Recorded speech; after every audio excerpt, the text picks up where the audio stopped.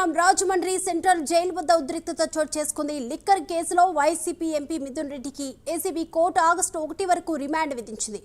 కాసేపట్లో ఎంపీ మిథున్ రెడ్డిని రాజమండ్రి సెంట్రల్ జైలుకు తరలించనున్నారు. ఈ నేపథ్యంలోనే వైసీపీ శ్రేణులు సెంట్రల్ జైలు వద్దకు పెద్ద సంఖ్యలో చేరుకున్నారు.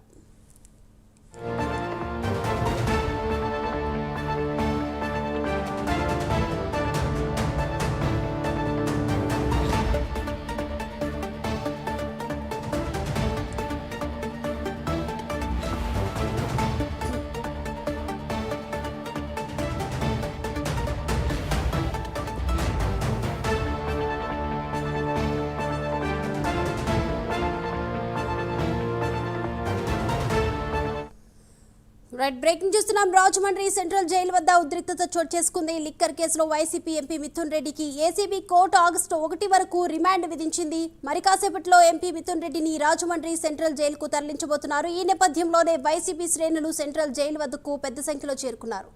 ఈ అంశానికి సంబంధించి ఓవరాల్ అప్డేట్స్ అందించడానికి మా ప్రతినిధి రాజ్ కుమార్ సిద్ధంగా ఉన్నారు. రాజ్ కుమార్,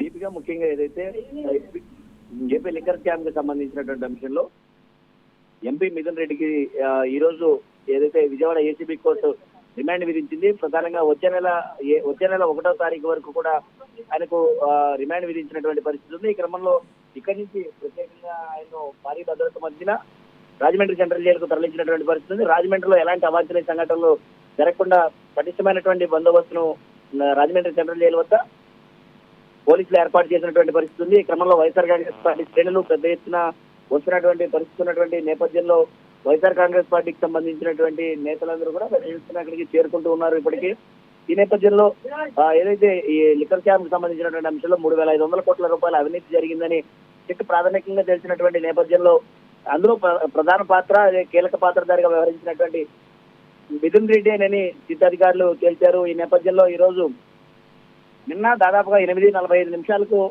ఏదైతే మిథున్ రెడ్డిని అదుపులోకి తీసుకున్నటువంటి సిట్ అధికారులు ఈ రోజు అంటే ముఖ్యంగా వైద్య పరీక్షల అనంతరం ఆయన ప్రత్యేక కోర్టులో హాజరుపరిచినటువంటి తర్వాత ఇక్కడి నుంచి ఏసీబీ కోర్టు న్యాయస్థానానికి తీసుకొచ్చినటువంటి తర్వాత సుదీర్ఘ వాదనలు విన్నటువంటి న్యాయస్థానం ఇక్కడి నుంచి ఆయన్ను రిమాండ్ కు పంపించాలనేటువంటి నిర్ణయం తీసుకుంది. ఇక్కడి నుంచి ఏదైతే ఆయన నెల్లూరు జైలు అంటే వై కేటగిరీలో ఉన్నటువంటి ఎంపీగా ఉన్నాను, కనీస వసతులు కల్పించాలని మిథున్ రెడ్డి దాఖలు చేసినటువంటి నేపథ్యంలో ఆ న్యాయవాది విన్నటువంటి ఇదంతా కూడా ఆ వాదనలన్నింటినీ కూడా తోసిపుచ్చింది.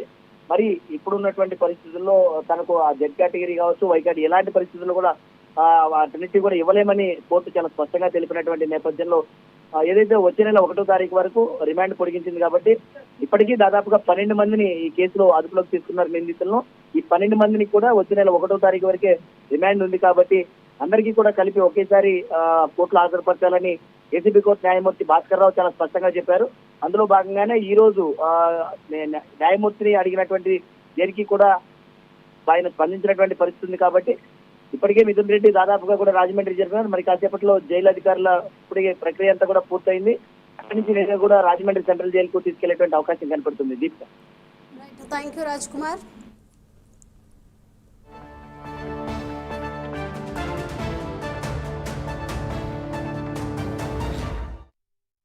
ఆంధ్రప్రదేశ్ రాష్ట్రంలో అక్రమ అరెస్టులు అంటే ప్రతిపక్షం నోరు నొక్కే కార్యక్రమం చేస్తా ఉన్నారు. ఇవాళ చంద్రబాబు నాయుడు గారు ఆయన ఏం చేస్తా ఉన్నారో అర్థమవుతా ఉందా అని అడుగుతా ఉన్నాం. ఇవాళ ఎంతమందిని అరెస్టులు చేస్తారండి? మీరు ఎంతమందిని అరెస్టులు చేసి ఎవరు నోరు నొక్కుదామని అనుకుంటున్నారని ఇవాళ మేము అడుగుతా ఉన్నాం.